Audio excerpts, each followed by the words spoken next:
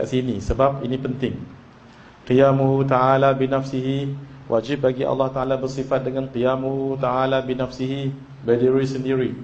Maknanya tidak berhajat kepada yang lain, iaitu Allah Ta'ala tidak memerlukan zat. Nah, ini contoh, ini penting ni.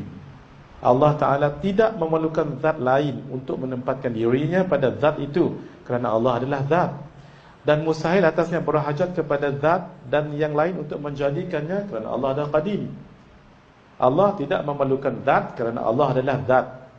Dan Allah tidak memerlukan pencipta lain kerana Allah qadim. Boleh nak? Mari kita lihat 4 keadaan ke surah 141. 4 keadaan dalam memerlukan kepada zat dan pencipta. Keadaan tidak memerlukan zat dan pencipta, zat Allah Ta'ala. Memerlukan zat tetapi tidak memerlukan pencipta, sifat Allah Ta'ala. Tiada memerlukan zat tetapi memerlukan pencipta, jirim. Memerlukan zat dan pencipta, arad. Nah, ini penting hadirin. Tanbih bawah tu, muka surah 141. Tanbih, sifat qiyamuhu ta'ala binafsihi bukanlah bermaksud Allah Ta'ala boleh menguruskan sesuatu dengan zatnya sendiri tanpa memerlukan pertolongan daripada orang lain, seperti yang difahami oleh kebanyakan orang. Ia bukan melibatkan pertolongan atau tidak, ia hanya melibatkan zat. Begini ya, untuk ustaz-ustazah sama-sama kita bermudzakarah ya. Bila kita syarah qiyamuhu ta'ala binafsihi, maksudnya Allah berdiri dengan sendirinya, bukan maksudnya Allah tidak perlukan pertolongan daripada orang lain. Betul, tetapi bukan sini syarahnya. Ini hanya melibatkan zat. Allah tidak memerlukan zat kerana Allah zat.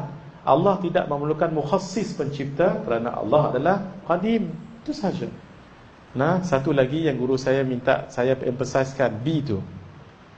Mahal la yahtaju ila mahallin. Mahal tu hendaklah diterjemah dengan zat, bukan tempat.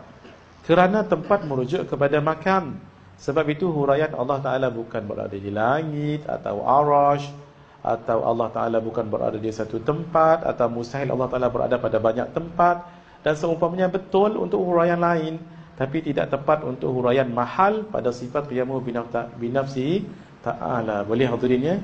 Ini kadang-kadang kita pun terlepas pandang. Kita memang sedap bercakap Allah tidak perlukan kepada tempat, betul. Tapi mahal di sini bukan makan.